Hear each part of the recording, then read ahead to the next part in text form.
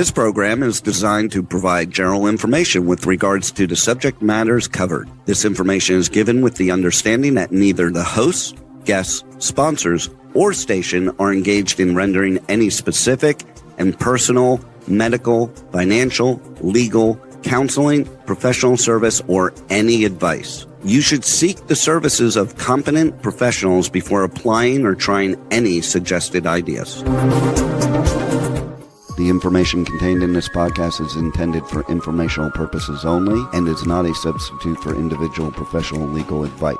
The podcast information was carefully compiled from vetted sources and references. However, Rose Resources outreach to safeguard the elderly cannot guarantee that you will not fall victim to a scam.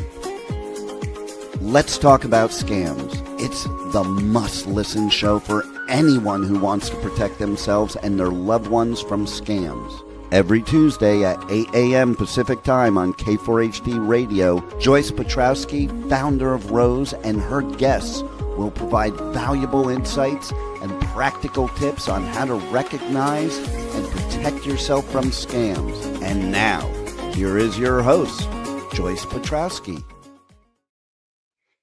Good morning. My name is Brian Watson, Community Outreach Specialist for Rose Resources Outreach to Safeguard the Elderly. I am filling in for Joyce Petrowski this morning.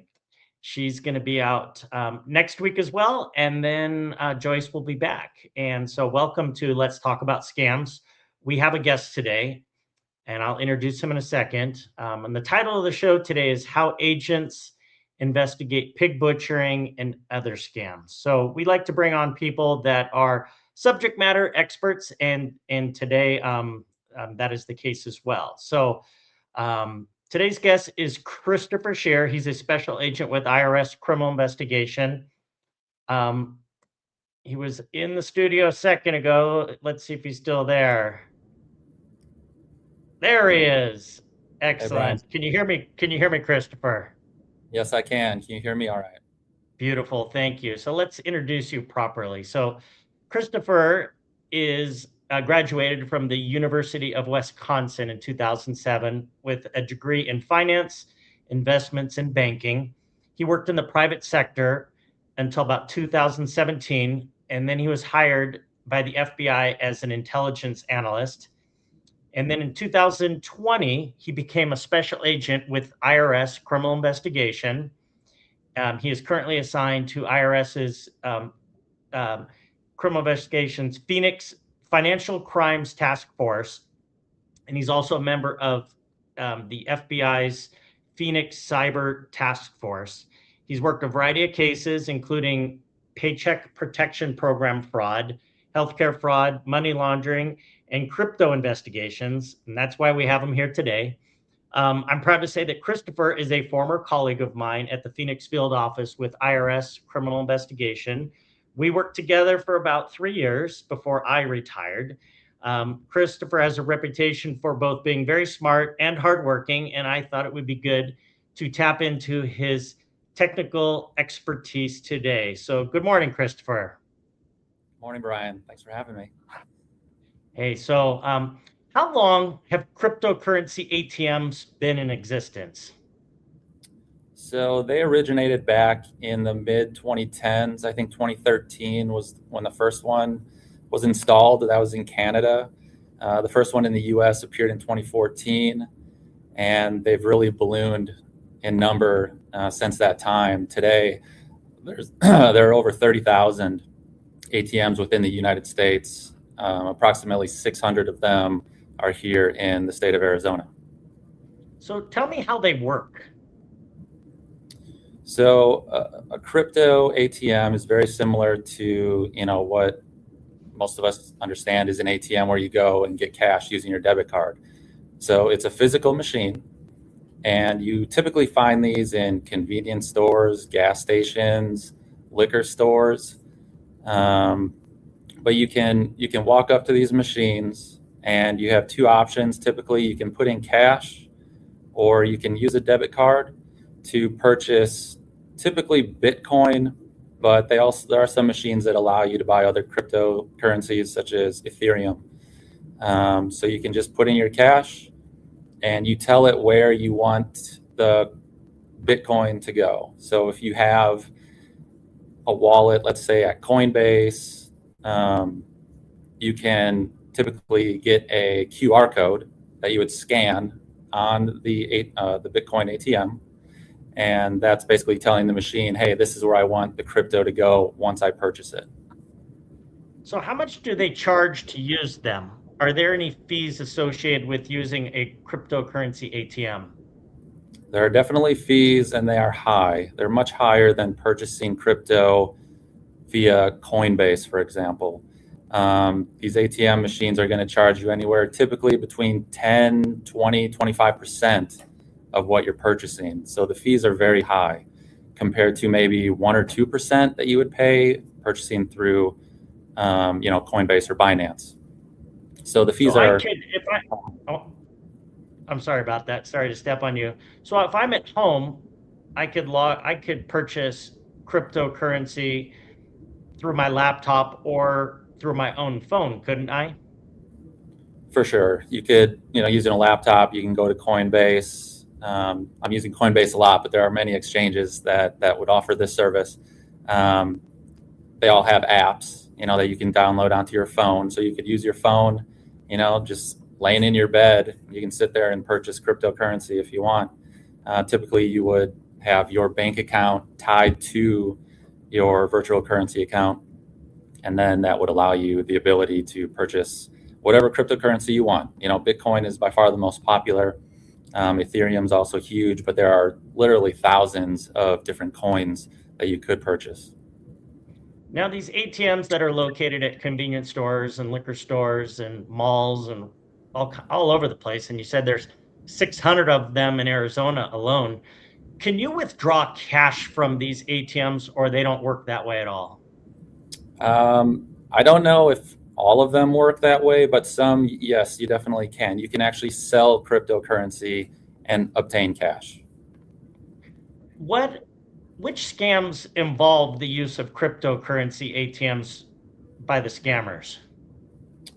So cryptocurrency in general is involved in almost every type of crime you can think of in today's world.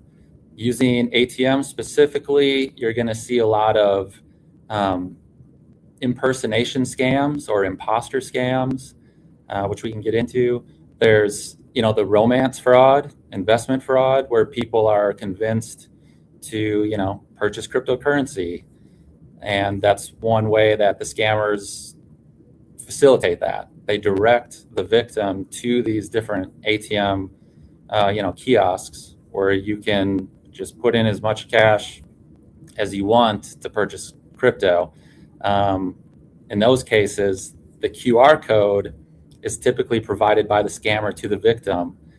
And the victim is probably being told, this is going to go into your personal account here. It's going to be safe. This is your account. Just scan this code. However, the victim goes up there, scans the code. Little do they know, it's going right to the scammer's wallet, and they're probably never going to see that money again. So if someone has been scammed, what should they do? Let's say, they fell for the jury scam and they were convinced they owed money and they were given a QR code. They put money into the machine. They lost a few $1,000s. It went to the scammer's wallet. What should that victim do? I would say the most important part right away is to contact local PD. Make sure they contact the police department and get a report written up. And hopefully, that victim will, keep your receipt, because you will get a receipt from that ATM that's going to have very important information that's going to allow law enforcement the ability to trace those funds, to see where they went, in an attempt to perhaps freeze them and try to get that money back for the victim. So reporting it as soon as possible is very important, because the crypto can move, can hop around real quick. It doesn't take long. So the quicker you can report it, the better chance you have of trying to get that money back. There's also, you can report it to, local PD. You can report it online. Another good avenue is going to be IBM's Internet Crime Complaint Center, better known as IC3. I would encourage victims to report it there, report all the information that you can, all the identifiers that you can give them. The more the better, in terms of, who are you contacting, what phone number were you using, what name did they use, what wallet address did your funds go to, because then the FBI, that gives other law enforcement agencies one specific, depository, let's say, where we can search for, these types of crimes, because most of the time, there's not just one victim. There's going to be many victims that are being scammed by this same group of scammers. So if you can try to lump that all together and see what information, each victim has reported, that gives you a better chance of being able to identify who's behind it, to try to get your money back. From your experience, where are most of these scams emanating from? So these scams are typically being conducted by large, transnational criminal organizations, based in other countries. So think, Nigeria, China, Cambodia, Myanmar, Russia. They're all over the world, unfortunately. There are huge scam compounds in Myanmar, for example, that have thousands of people basically being forced to scam people. That's a story we can get into if you'd like, but there are these huge scam compounds where, that's all they do all day is try to, scam victims. And most of the victims are in the US, and most of them are 60 years of age or older. So let's talk about pig butchering. What is it, and where did that name come from? So pig butchering, the name came from a Chinese term, which I'm not going to even try to pronounce because I'm not sure how to pronounce it, but it originated back in the late 2010s, is my understanding, 2018, 19. And it really involves a type of investment scam or romance fraud where the scammer tries to build a relationship with the victim. It starts out, just slow friends. It can take months of just building trust with these victims. And then eventually the scammer is going to bring up a cryptocurrency investment opportunity. And by that time, these victims are just so convinced that this person on the other end of the computer or whatever is, their friend, and they wouldn't lie to them, and they have trust in them. So slowly you start, the victims start sending in funds, buying cryptocurrency. The scammers have built elaborate websites that look pretty legitimate, where you can see your balance, you can watch your money grow. And in the beginning, the scammers will actually allow you, the victim, to withdraw some of your funds to provide, another, just to make it more legitimate, right? You can maybe they'll let you take out $1,000. However, as you see your balance grow and all of a sudden you've made several $100,000, you're going to want to take that money and maybe buy, a new car, a new house, what have you. When you try to get that money back, they're going to tell you that, there's fees that you have to pay, or there's taxes that you have to pay in order to get that money out. So I think the first thing that a victim would say was, well, why don't you, use the gains that I've made to pay those fees and to pay those taxes? And they will tell you that, that's not how it works. You need to send in additional funds to pay these fees. It's basically one, a last ditch effort for them to squeeze just a little bit more out of the victim. And then once, that doesn't happen, or the victim refuses to pay any more money, the scammer disappears. You're never going to hear from them again, and they have all your money. Wow, I know a little bit about pig butchering, and I definitely learned a few things there. I like that part about the taxes as a one last way to get the last bit out. That's amazing. So let's say someone did fall victim to a pig butchering scheme and they lost all this money. Can they get money back from money they put in a cryptocurrency ATM? So if it involves an ATM, it's really dependent on the state that you're in, as well as, did you report, how quickly did you report that this scam took place?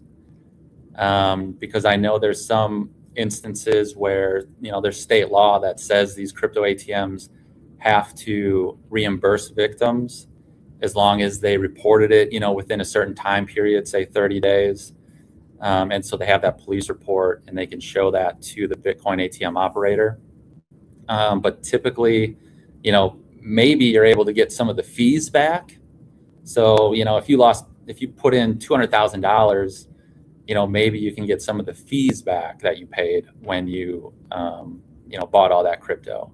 I've heard of that, but in terms of, getting your $200,000 back, that's pretty far in between. It's not a great chance of happening.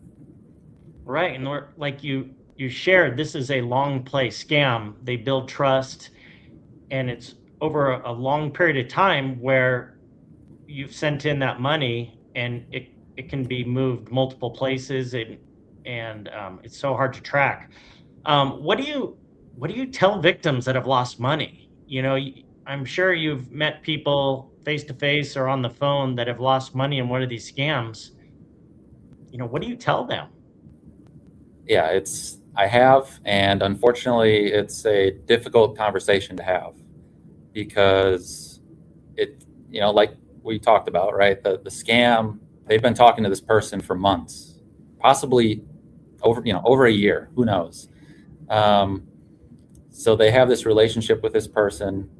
It's very hard for them to believe that they've been scammed. So a lot of time, the conversations that I have to have with them involve me trying to convince them that they're victim of a scam, that the person that you've been talking to isn't who you think they are. They're literally just trying to get more money out of you. So, you try to convince them of that. You definitely make sure to tell them you don't send in any more money. Yeah. Try to seek contact. I mean, I know, again, it's hard to stop talking to someone that you've probably been having conversations with every day for months. So I get that it's difficult. And, this happens to everyone. It happens to doctors. It happens to lawyers. It doesn't just happen to, it can literally happen to anybody. It doesn't matter the age.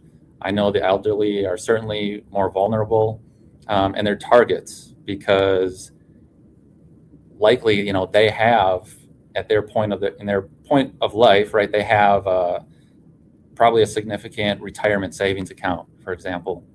So the scammers know that the elderly have a nest egg of some sort, where someone in their 20s, fresh out of college, they probably don't. So you're not going to get huge returns out of a younger person. So they definitely focus on the elderly.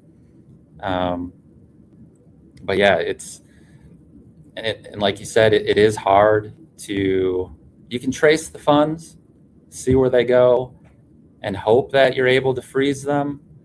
But, the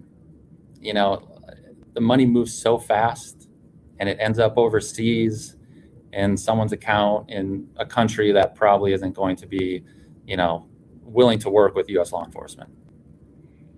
Without mentioning any specific cases, what are some examples of dollar amounts that have been lost in cases that you've either reviewed or are aware of? Yeah, a couple, probably 2 years ago now. This is just a good example. I was contacted by someone. He was retired recently, but he lost $750,000, where he was just sending, $50,000 to $100,000 at a time towards the end because he had so much trust in who he was talking to. So it's, it can vary. Obviously, some people catch it earlier on where maybe they've only lost, $10,000, $20,000, which is still significant for some people, right? But I have seen losses of over $1 million. And it completely ruins their life, right? Because you can't get that money back. You think you're making all this money in crypto and you're going to have, just so much to buy when you get those funds, and you never see it again. So it forces people to, file bankruptcy, have to go back to work maybe if you're retired. So it's a really sad situation, unfortunately. Have you ever had a victim that absolutely refused to believe that they were truly a victim? Yes. I was actually just talking to a colleague this morning about a situation that he was involved in. He was talking to a victim, and she believed that she was talking to a celebrity. And she was just 100% convinced that it was really him, and she wasn't being scammed. She was just unwilling to really answer the questions that he had for her in terms of, when did you start talking to him? What communication, like what phone number is he using and all that. She was very hesitant, wouldn't give up the answers, and she just refused that she was being scammed. Wow. What agencies investigate cryptocurrency related scams? I would say cryptocurrency related, like I said earlier, it's involved in almost everything these days. Even if the main scam is, cash or a wire transfer, a lot of times that still ends up in cryptocurrency. So I would say that every agency is working crypto in some fashion. Working scams, crypto-focused scams specifically, it's going to be FBI, IRS CI, Secret Service, but then you're going to have agencies like the DEA, right? They focus on drugs, but crypto is also a major component of the drug trafficking world these days. So even the DEA is going to have cryptocurrency experts on their teams. And then, there's going to be other agencies such as the SEC, the FTC, that will also look into different scams. And then, state and local PD, they're all over it as well. Because like I said, if you are being scammed, first thing you should do is I would encourage people to contact local PD. So they get contacted all the time. They also know how to do many of the same things that we would do, right? Trying to take the identifiers that are given to them by the victim and try to trace that money to see where it went, to see if they can freeze the funds and try to get it back for the victim. So that segues right into my next question is, what tools do you have as a law enforcement agent to track down this money and to identify where it went? So thankfully, we do have some really good tools. Primarily, I would say the biggest thing are going to be blockchain explorers. So if you're familiar with companies such as Chainalysis or TRM Labs, they make these tools that allow us to, so like I said, when you get an ATM receipt, it's going to have a wallet address on it. What we can do is plug that wallet address into these explorers, and it'll show us, what it'll show, basically give us a picture of that wallet, and we're able to trace those funds to see where they're going. And then, the biggest thing that it also does then is it gives us attribution. So it may go into a wallet and then get sent to Binance. And if that's the case, then, us as law enforcement, another tool that we have is subpoena power.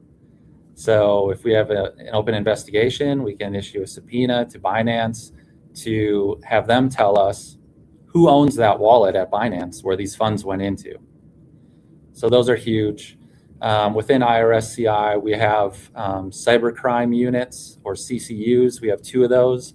There's one in Los Angeles and one in Washington, D.C. And they kind of specialize in large cyber cases, including cryptocurrency. So, they're the true experts. I'm not a part of that team, but they work the very large investigations, and they do their best to stay on top of the most recent tactics and tools that these scammers are using. So earlier in the show, you had mentioned freezing funds. How does that work? So if you end up realizing that the funds the victim sent are at Coinbase, we as law enforcement are able to reach out to Coinbase and ask them to freeze those funds because we know that it's scam related. Typically, they are willing to do that for us, and then we follow up with, official legal process like a seizure warrant to get the funds back. So, I would say another tool that we have that's important is building relationships with all different kinds of partners, law enforcement, but also the private sector, including all of these different exchanges. Because if you have a good contact there, it just makes it quicker and more efficient for us to, get our hands on those funds to be able to freeze them. And, if we can freeze them while they're with an exchange that cooperates with law enforcement, the better chance we have of getting the money back for our victim. What are the telltale signs of a pig butchering scheme? Like at our nonprofit, we're in the prevention business. We want to stop people from getting scammed in the first place so they don't even have to contact law enforcement. What would be those signs that people should spot at the beginning that would save them all this aggravation and loss of money?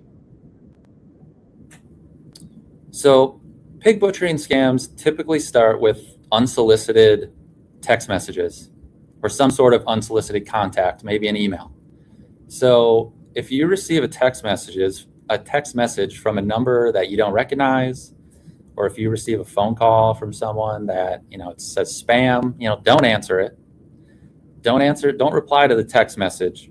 And the scammers are good because the text message is usually some sort of question where it kind of makes you feel bad if you don't respond, Mm-hmm. And what I mean by that is it's going to say something to the effect of, hey, do you still want me to pick you up tomorrow for the party? Something like that. So you actually feel bad if you don't respond. So it makes you want to say, hey, sorry, you have the wrong number. I just wanted to let you know. Well, that right there, they just baited, they got you on the hook, because then they come back with, just conversation. They try to build conversation, and they're very good at getting people to talk to them.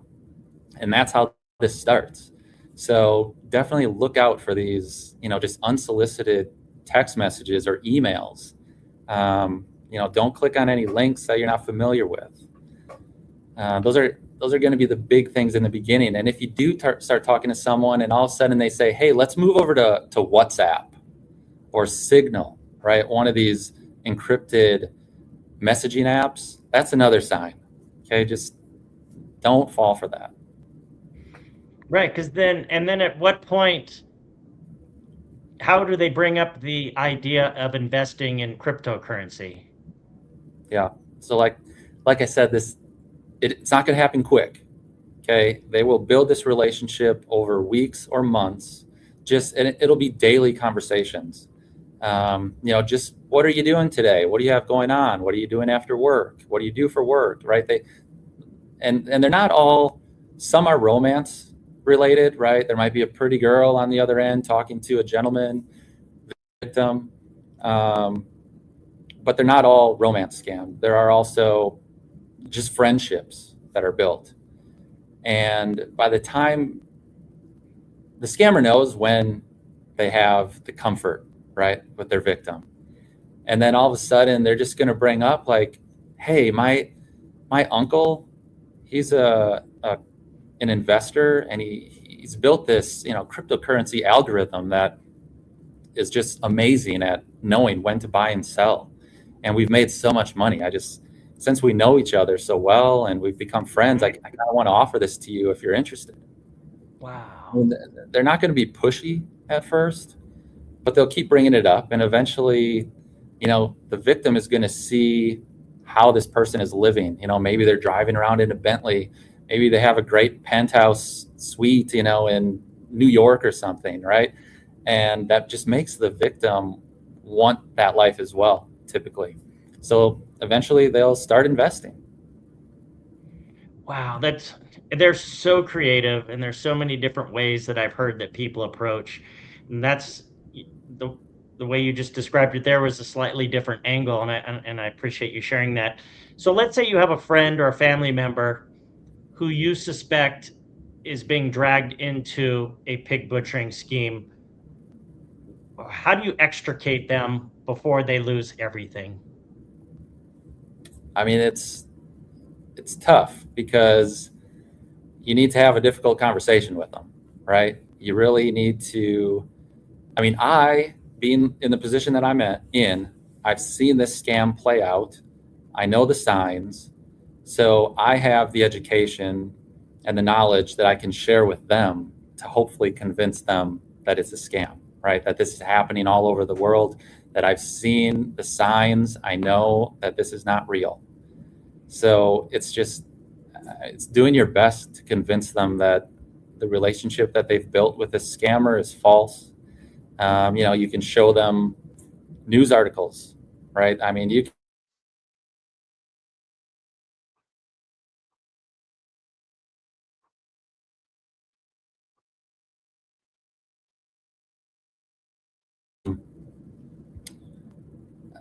and you can see how this thing plays out, and hopefully that convinces them, hey, this is exactly what I'm going through. Like maybe I am being scammed. So it's Right. it's really just working your magic and trying to convince them that what's happening is not true. No, I know someone here in Arizona, and she had a family member who thought Keanu Reeves was going to come visit her, and she asked for my help, and I did the same thing you just suggested. I went online and found multiple articles where people had fallen for a scheme claiming that Keanu Reeves was interested in spending time with them, and it worked, because she could see it from, a neutral source, you Yes. know. Um, so it's absolutely amazing. Christopher, I want to give you the last word. Anything else I haven't asked you about today that you want to share with our audience? Um, I think the biggest thing is everyone needs to be their own investigator. And what I mean by that is you need to be able to really do some research on what's taking place in your life. If you're thinking that something is a little bit off, look into it a little bit more. Like, take your time.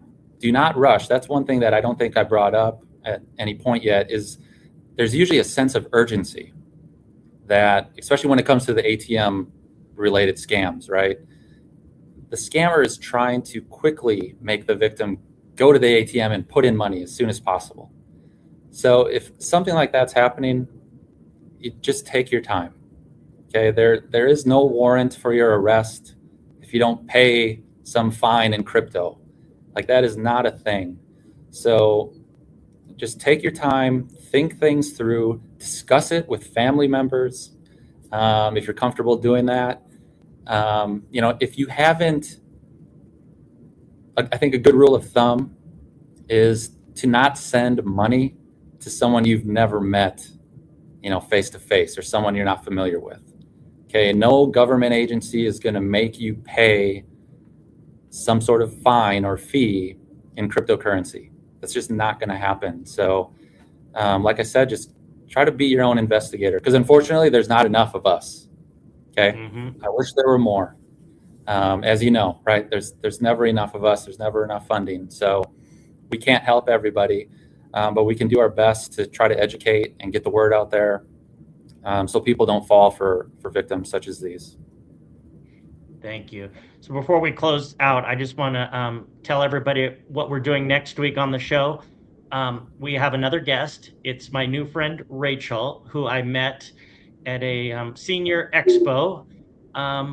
And Rachel is going to share her story where she actually was contacted by a scammer, and she was being directed to one of these cryptocurrency ATMs, and she was going down the path of getting scammed. And there were some red flags that popped up, some warning signs, and she was able to get off that path. So she's going to be very brave and share her story next Tuesday morning. So I'm looking forward to that. Christopher, I want to thank you for spending your time with us today. And I want to thank you for sharing your expertise and your knowledge. And you covered this topic extremely well. I'm not surprised. That's why I brought you on, because I saw you on a TV show last year up in the Phoenix area talk about pig butchering, and you explain it so well. I think everyone's a little bit smarter after listening to you today. I hope so. I really appreciate it, Brian. This is fun. It was great seeing you. All right, everybody. Thank you for watching. Let's Talk About Scams. We'll see you next Tuesday morning. Have a great day. Well, that's all the knowledge for this episode. Tune in every Tuesday at 8 a.m. Pacific Time on K4HD Radio at k4hd.com as Joyce explores a variety of knowledge so you have the power to make scam protection your healthy habit.